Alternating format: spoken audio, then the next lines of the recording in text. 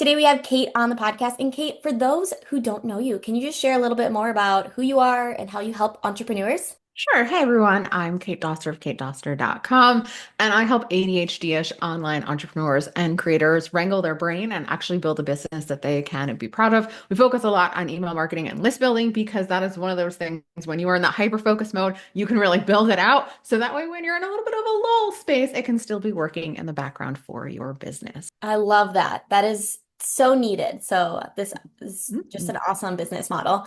Okay, so today we are going to talk a little bit about email marketing since you are an expert in that. But something that I think is, as a website designer, that a lot of people ask me about is pop-ups. And so I want to talk a little bit about strategies there because there are definitely strategies. There are definitely ways that pop-ups can frustrate people, and there's ways that we can avoid that. So let's talk a little bit about how they do get kind of a bad rep. And do you still think they work in 2025? So I actually went ahead and I did some research because I just want to like talk out of my booty, right? So I did do some research that was based on data. It was primarily, I will say, based on e-commerce businesses rather than creator style businesses, but they have found that pop-ups are still effective, like up to 5 to 8%, depending on what type of pop-up that you are using. So they do indeed still work. And there's a lot of different varieties you can use. Some are more effective than others, and some have actually different intents. And there's like one that I feel like everybody should have. Just everyone needs to have this one particular one. Okay, I need to know. What is it? Because I don't have it. It's an it is an exit intent pop-up. Oh. And I know that you love Flowdesk, and I did do some research. They can do it. I'm a Kit user, everyone. So I know Kit can do it. But an exit intent pop-up is what happens. It has the best track record of being able to do this on a desktop, which I'm aware that most traffic is in mobile, but still with an exit intent pop-up, it's if somebody is going to leave your website, leave your sales page, leave your services page, or even the landing page where you're asking people to opt in for something. It's like, hold on there a minute, like come back here. So if it's on a sales page, it can be something where you can put something where it's like, hey, put in this discount code and you can get 15% off so you can save the sale. If that feels gross to you, because you're like, well, that's not fair, because what if somebody was super excited and then they didn't see this? Then you can always offer some type of freebie, like, hey, don't leave empty-handed. You still need to know how to do X, right? Like, you still need great family photos. Click here, and then they can go ahead and get your guide. Or I know that you talk about quizzes as well, so we can talk about that. So exit pop-ups, especially specific ones, you can have a general one on your website, but I think specific ones that show up on specific pages can be really effective to like wrangle in like those last couple people or the people on the border. And I also find that a lot of people are less intimidated by the exit pop-ups because like you were saying, people don't want to annoy their people on mobile or on desktop with this pop-up that just flashes up. And we'll talk about what to include on those so they're less annoying. But an exit intent pop-up, if you've got the software for it, which reach out to your email service provider, or I know we both use Thrivecart, their sister company, ConvertBox, they 1000% have it. So just see what tools that you have first before going investing in other ones to be able to set up an exit intent pop-up. Those are the way to go. Okay, so explain a little bit more about just what an exit intent pop-up is. Like, does it not pop up right away? What is it? So it only will pop up if it looks like somebody is going to like open up another tab or it's looking like their mouse is going away. So it's not necessarily timed, it's more action based. There are certain ones, I know Kit can do this, where if people scroll down so much percentage down a page, you can have it pop up. So technically it can be a reward to getting to the end. If you wanted to be a little quiche about it and be like, hey, congrats, you made it down to the end. Like, don't forget to grab your consolation prize or to go ahead and get this. And especially, I know we were talking about Black Friday on your Black Friday sales page, 100%. I think that you should have some type of like, are you sure that you want to do this or get this little goodie? So that way you can really get those sales as well. Okay, so in general, when do you think pop-ups should show on the website page? I think that this is entirely up to you and where on your website you want it to be. But I would definitely give people a couple of seconds to be able to like sit down and kind of digest where pop-ups get a bad rap is, especially if you have ads on your website. Those are the worst when you've got ads going on and you've got pop-ups going on because then people are just like, this website is annoying. Their UI is awful. I know both of us don't talk about putting ads on your website, but that's the type of people that will be annoying if you are popping up with something that's like, hey, 9 times out of 10 when they're on my website, this is what they're coming here for. And like, oh, I really needed that. then they'll go ahead and they'll put in their information. So I would say give them a couple of seconds if you're just doing a generalized pop-up. I will say in the stats that I have found that slide ups, the ones that sort of slide up at the bottom that are less intrusive, go figure they're less intrusive, so they don't work as well. But if you've got nothing, they're going to work way better than Yeah, the zero you're getting. true, So true. go ahead and do the slide up, or as I will challenge my students, just put a pop-up up for a month and just see what happens to your email list, right? See what happens to your traffic, see what's going on. And again, we'll talk about what's put on that pop-up. But I think that sometimes that we forget, we just think, oh, it has to be like a generalized pop-up on a whole website. No, you can do a lot of nifty things with the tools that we have to be like, oh, if it's in this category, pop up this kind of guy. If it's in this, pop up this one. So you can make it a little bit more customized as well. Or again, keep it simple. Your main freebie that you've got, have it show up on, I would say anything besides like a sales page, because we don't want to not get a sale because somebody is like, oh, I get this free thing instead. That's Yes. only as your last ditch effort. So definitely make sure that you don't have pop-ups set up unless they're the exit ones on your sales pages. Yeah. Okay, my brain is popping around and like this. So this might seem kind of all over the place, which honestly, you're probably good at tracking these type of people. So first thought, if you have Mhm. Show It, listener, Show It, you can create pop-ups in Show It, which just Google this. You'll find a video tutorial. I think I might have one. But Mhm. you can have it like you can activate it based on it to show up on a certain canvas on your website. So when we're talking about like Mhm. it shows up at the halfway point, you can do that right in Show It.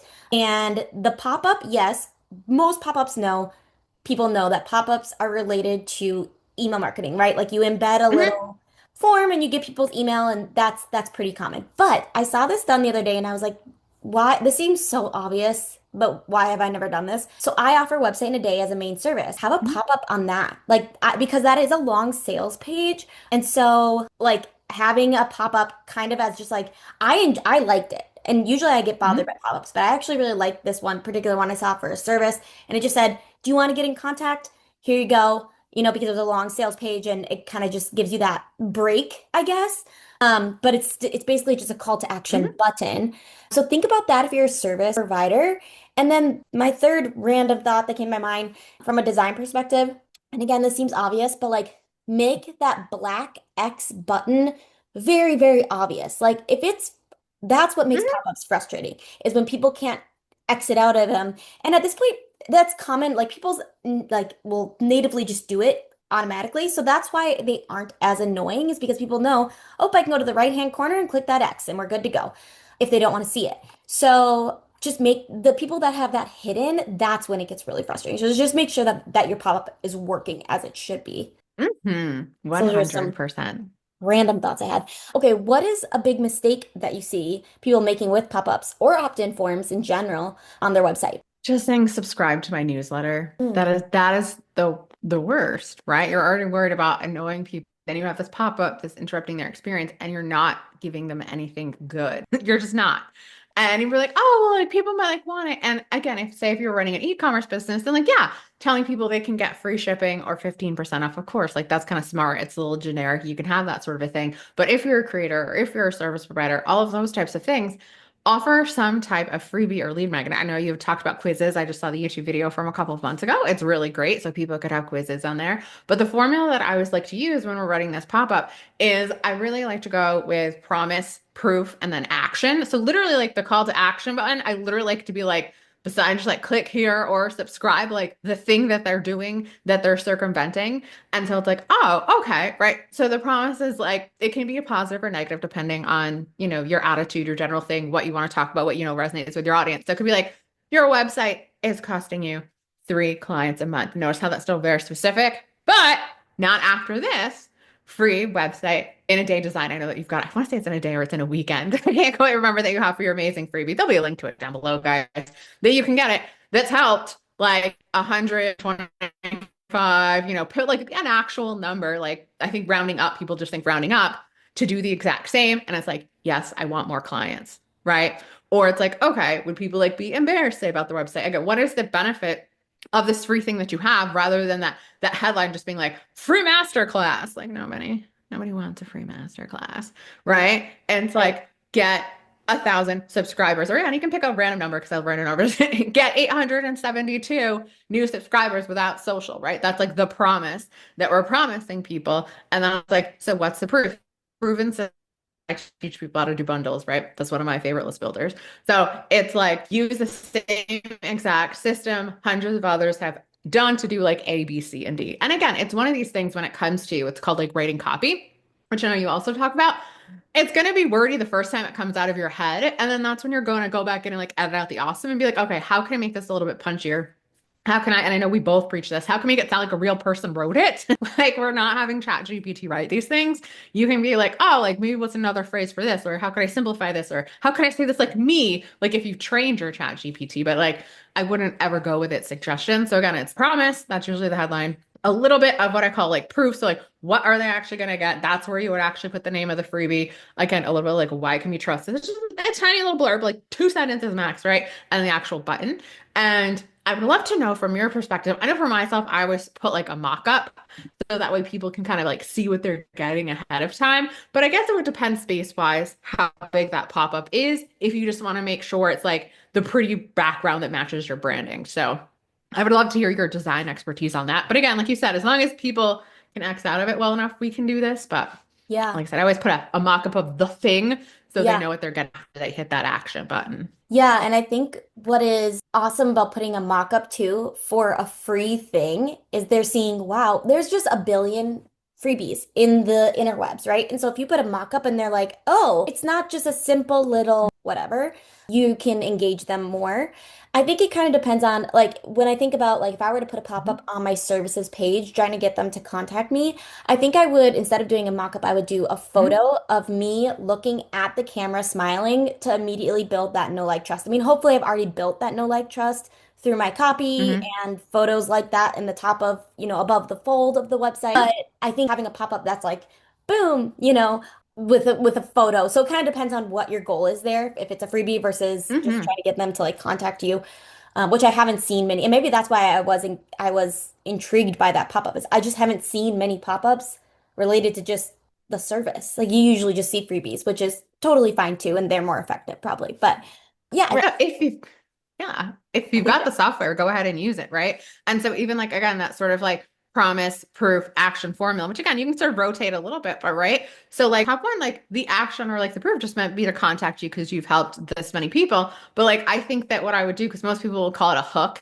I think that the hook I would have would probably be like a client testimonial, like that sort of one single line, like these are the best family photos ever, or my kid never looks nice, or I finally look photogenic, right? And you're gonna have it in the quotes in the little person's name. And then again, we call it like the brow headline. So that's the smaller one, guys. And then you can have the bigger one of contact us. So it's like, okay, contact us or, get on our books, that type of scenario. So you can use them yeah, in a lot of different ways. you really can. Yeah. And I think like you said, I think they're kind of coming back. Like they were Hmm. there and they were over and then they got overwhelming. And at least like as a website designer, I used them a ton in the 2018 to 2020, and then I was just Hmm. annoyed by them, and I didn't put them on people's websites really. And now I think I'm starting to see like Badow. I don't know if Badow. And they do pop up like that is their thing. They're like a new company that has integrated with Show It, and their thing is like all pop-ups. And Hmm. so I'm like, okay, like there is a niche, there is a market for this for service providers, not just e-commerce,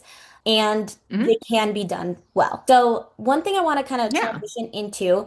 And I know it's like end of summer, so guys are probably like, why are we talking about Black Friday? But I, as well as two of my friends, are hosting a Black Friday summit, and we have Kate talking in the summit. So we wanted to talk a little bit about Black Friday in relation to pop-ups. And what do you suggest for that? Like when you're thinking about something that's kind of farther out, 3 months out, would you use a pop-up? Would you use a banner to promote your Black Friday sale that far out, or would you wait? I think that it would depend if you have something to give them besides a discount because people don't read. So if you just put join our Black Friday waitlist to get 25% off, they're going to think, where's my 25% off coupon immediately, even though Black Friday isn't until 3 weeks from now. So if you were offering some type of incentive in the episode that we had with our friend Dolly, we talked about like having a little audio podcast, or again, technically, I guess you could offer them your freebie as well when it comes to Black Friday. But I think really for Black Friday, like we had talked about, right? Maybe instead of having that pop up for a discount code, which you could definitely do if you wanted to layer that in, or like you'll see that spinny wheel guy, right? Maybe for you, it's for people to hop on a call to ask them their question, right? Or maybe it's the simple pop up of, you know, how we literally just talked about for your actual button about like it's a student testimonial that pops up. And then the button's like, I want this too. And then they click on it and it goes back to the sales page. So I think that you can do a lot of it this way. Or again, like I always tell my students, challenge yourself for 30 days. If you're gonna do a pop-up just for your general welcome, like freebies that you've got anyways, might as well be in October Yeah. and Yeah. in November. So that way you have the most amount of people to talk to. I will say, according to the stats that I found, those little hello bars at the top, they say why they get the most eyeballs, they are the least effective. I feel like because people can kind of get blind to them. But it's one of those, like, if you have it and it's not going to make your website look bad or not perform well on mobile, and you're having a Black Friday sale and you want everyone to know about it, think of your little sticky bar or your announcement bar at the top and have it go link over to your shop. There's nothing wrong with that to have, but just know that out of all of the things that it is on the more least effective side, but it's more effective than nothing. Yeah. There are a couple ways to make it, I think, maybe a little bit more standout-ish. One is using emojis. If that doesn't fit your vibe or your brand, then that's fine. But Mhm. especially with Squarespace, you can have an announcement bar very easily done, but it's pretty thin. If you want to make it thicker, you have to like use code and stuff. And so it's like, how can we make a thin, tiny, again, people are just going to scroll past it. So think about emojis, stuff like that. With Show It, you can make that little announcement bar as thick as you want. So I have actually made it thicker. So it's almost like a canvas, but it's above my menu. And then this is also, I feel like, a website trend in the past 2 years, like cutouts of people, right? Like, so it's like my body cutout without the background. So having that makes that banner stick out. So there are a couple ways, but again, it's not probably going to be as effective. But if you're like, I really hate pop-ups, that's an option. Yeah. So, okay, so let's talk a little bit about since you're email listing, suggesting that. What would you say for like email list segmentation? Do you have any tips for how you use, lists and segmenting? Because I don't do any of this stuff and I should. So I don't think this necessarily pertains to Black Friday. I will say in the scope Black Friday, I will always set up what I call a no thank you page with a twist. So that is if people are like Black Friday out or they know that they don't need help with my particular stuff, I always will put it in the very top of them like Black Friday out or already have enough email subscribers, nothing like condescending, but just like whatever my thing is going to help them with. If they don't need it and they know they don't need it, then I'll have them click on a link in the email. And what it'll do is it'll add a tag. Pretty much every email service provider can do this. It's called either a link trigger or click trigger. Just Google it with your stuff. You'll be able to do it. And I'll add a tag that I literally just make the tag like no Black Friday emails 2025, right?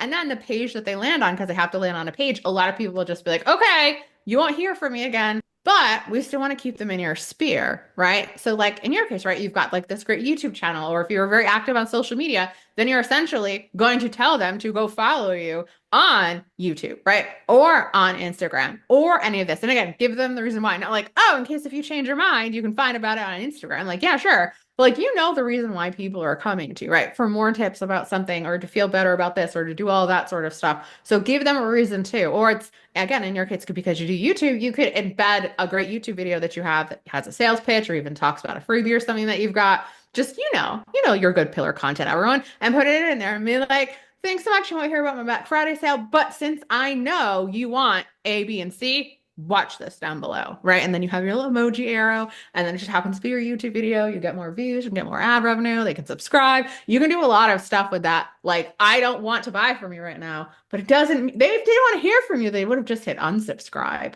So just kind of give them a way to be more into your world. And they might be like, oh, I changed my mind. I do want to buy from you. Yeah, I love that. Another thought I had when it comes to Mhm. like going back to the using pop-ups for Black Friday, we talk a lot about like in this summit that we're doing, we have lots of people talking about prepping for Black Friday, not just doing a sale one day prior to Black Friday and being like, here we go, 20% off, but Mhm. like leading to it. And so especially if on Black Friday you are deciding to maybe Mhm. do like a high ticket course or service, like you need to lead into that and like get people, you can't just drop that on people. And so hopefully you already have some type of freebie that like leads into the email funnel. But if you don't, like think about we have some months in advance. Like, is there some type of freebie you can do Mhm. that would prepare them to be able to purchase? And then maybe if you don't even want to do a freebie, maybe a super low ticket. Like if it's too value packed, is there a super, Mhm. super low ticket $27 thing that you can offer them that would prepare them to be able to be like, yeah, I want to buy that $2,000 course that you're putting on sale or whatever. And then that would be a really great pop-up as well Mhm. to get them into your audience, but also be preparing for Black Friday. So a couple more things to think Yeah. about. And I was gonna say I love that, especially you said that $27 because then you can really sort of push that, almost do a launch for it. Again, it can be a pop-up for it. You can talk about it on your email list. And then guess what? For Black Friday, you can essentially buy it back from them and give them a special discount code that's an extra $27 off, right? You'd have to figure it out and they'd have to get their own coupon code and all that sort of stuff. And there's always a couple of people that will forget things.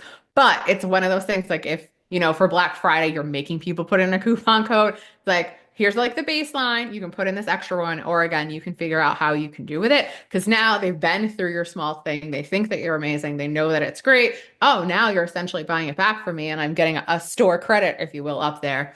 It Yeah. works out really well. So you can do a lot of things, but just again, segmenting in general, when it comes to Black Friday, I just always like to give people an out, right? And if it's one of those things like say that for Black Friday, you were just doing on your big signature course, which is fine, right? You still want to make sure that the people that already have your course, they're not getting your Black Friday emails, right? So you want to segment them out, but maybe you just want to like chat with them about like something that's going on. Or maybe say if you're doing a fast action bonus for that first 24 hours, then you're just going to send your customers emails and be like, hey guys, you're getting this for free because it wasn't available at that time. So you can sort of use it like that. I mean, if you happen to have an affiliate program, then maybe you can get them to promote it. So there's a lot of things that you can also do with your customer base. But again, don't send sales emails to people that already have it, and don't send sales emails to people that have told you, I still like you, but this isn't for me.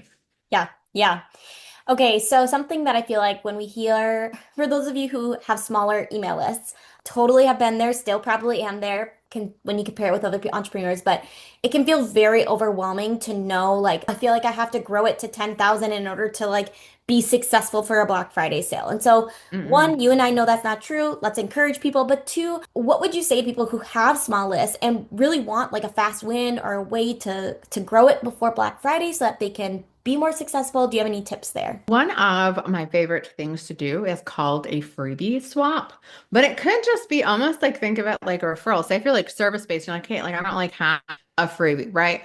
Think of another service provider that would service your audience, but in a different way. So, like if I was still doing copywriting and say Rebecca didn't have her sweet freebie on building your website in a couple of days, right? I could still do, I call it like the How I Met Your Mother, like, have you met Rebecca?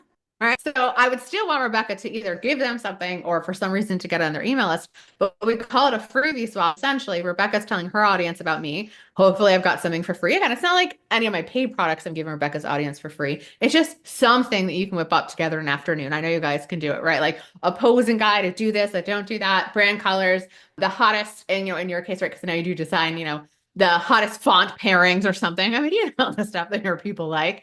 Yeah. And then again, because I'm a copywriter, I don't do anything with the visuals. She does. It's a natural set, right? Rebecca can build you this beautiful website, but you need to give her the words most of the time. So it's like, here's how you can nail down your messaging. So now your graphics make you look posh and your words make you know what you sound like you're talking about without being the sham wow guy. So it's a match made in heaven. And so thinking about what other service providers do you know? What other people would help your audience, but in different ways that it makes sense, right? So it's like, oh, I do, children's photography. Do I know anyone else that targets family, right? Do I know like any nutritions or indoor playgrounds or anyone? I know this is completely random, but like, like those like rent a princesses, right? Like they're gonna need photos of them with that princess with Elsa, right? So it's like, who would we know that would have those same people, but just in different ways?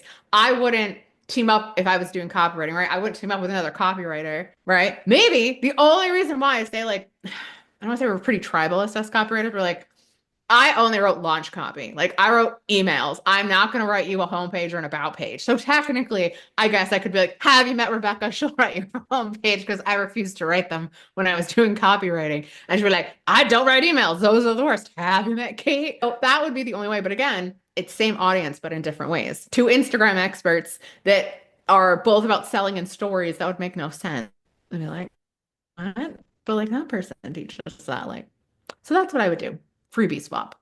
Or have you met this person? Yeah, I love that. When I think back, I've created probably about 15 freebies, which is way more than anyone ever needs to create, but that's just what happened. And when I think back about the most successful, like growing my email list the most, I got together with four other girls, and this is probably when my email list was 250, I would say. And Which is one was nice.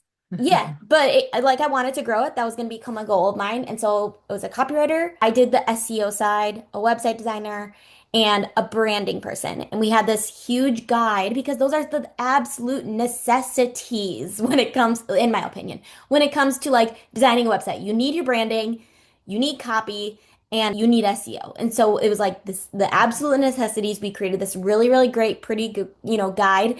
And then we promoted it to our own, social medias. And so we didn't exchange emails. Like if somebody opted in for the copywriters, she didn't give me their emails because that can get messy. But um No, it no, that's still silly. grew my list more. I think I should look back, but I think more than any other freebie I've ever created. So I would definitely say, like, if you are newer, think of other people who are maybe in the same year as your business, because it's going to just be harder if somebody's further along and they have an email list of 2,000. Like, they might not be, maybe they'd be willing to partner. I don't know. But find people who are in the same kind of, point. They want to grow their list, and also like community for people who are in the same place of their business.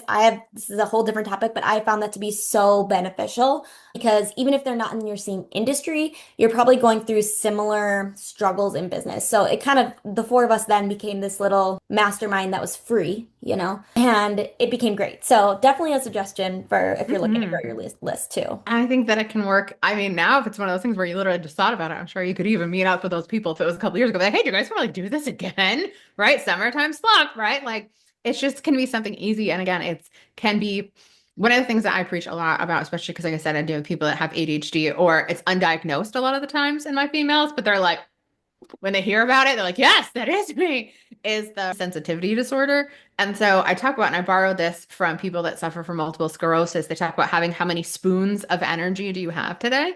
And so for my people, it's spoons of bravery. Like, no offense, but there's nothing brave about sitting down and creating 100 pins for a blog post that you shove on Pinterest and you hope works. There Mhm. isn't. And that's why it's not as effective. It takes bravery to ask, like, hey, Rebecca, would you do this with me? Right? Because it's like, oh my goodness, is she going to be nervous? Is she going to think this thing about me? And it's like, oh my goodness, are we going to get all these subscribers? Are we going to do this? It's always the things that take a little extra spoonful of bravery that is going to push your business forward the most. And again, I really enjoy collaboration because that also, again, what works the most when somebody tells you about them because they already trust Rebecca, they're going to trust Kate because they're like, Rebecca likes Kate and I like Rebecca. So it should work better. So just Yeah. again, right? The pop-ups. The bravest one is the one that works the best. Again, the exit pop-up, I know it doesn't seem brave, but that one's just strategic because again, it's more of a sales mindset and more like, oh, don't forget about this type of thing you're recovering. But a bold pop-up in the middle is going to do better than that slide up or that hello bar. Oh, you're so So right. Way to tie that in also. Way to make that go full circle. That was impressive right there. But I do think also in 2025, like going back to the collaboration thing, like we are in a, what are they, like a trust deficit. I forget the wording I'm hearing. But 2020, everyone was buying everything. Like we're like growing our businesses, and honestly, that was the best year of my business in 7 years. It was 2020. And now it's just that, if I'm being honest, it's one of the worst. And so I just think like I'm looking at, okay, what I've been doing is not working. grateful. Instagram is not working for me. So for me, I'm gonna just get off Instagram and I'm gonna use that time Mhm. to do things. And what I'm doing is trying to be brave. And I am doing the collaboration. I'm trying to go to networking events, which I don't love. But doing the things that actually will have a ROI. And because right now, that's what people want. They want the connection. They want to know you're real and that you'll actually follow through. So I definitely think that's a really wise when it comes to email marketing too, to do it that way. Yeah. Okay, so quickly, this was so good. Thank you so much for coming on. Tell listeners where can they find you, get access to any of your freebies, share anything. Let me know. Sure. So since we talked about having a freebie, also known as a lead magnet, an ethical bribe if you're super gross, I don't want to say you're usually a white guy talking about it, but usually you are. I want you to head on over to Kate Dawson freebies. And when you do, you're going to unlock a free course. I believe it's actually 3 or 4 videos that's going to walk you through creating a freebie that serves and sells. Because the two biggest problems that we have are people create a freebie something generic that nobody cares about, or they're creating something that isn't a next natural step to your paid product or your paid offer because people will think, oh, why do I need to get a Pinterest service if you gave me all these pins that do the same thing? So we actually teach you how to create a freebie that serves and sells. So it's going to get you the hottest, most serious buyers that you've actually got. It's going to be attractive to people, the right people, and it's going to set them up for your next step. So it's katedoster.com/freebies. So you have something to put on your pop-ups or side-ups or on your hello bar if you decide to do one of those. Yeah, and we will link the summit that we are both Hmm. in and talking. If you are wanting to do a Black Friday sale and wanting to set it up for success, we'll link that below as well. So thank you so much for Hmm. coming on, and I enjoyed chatting.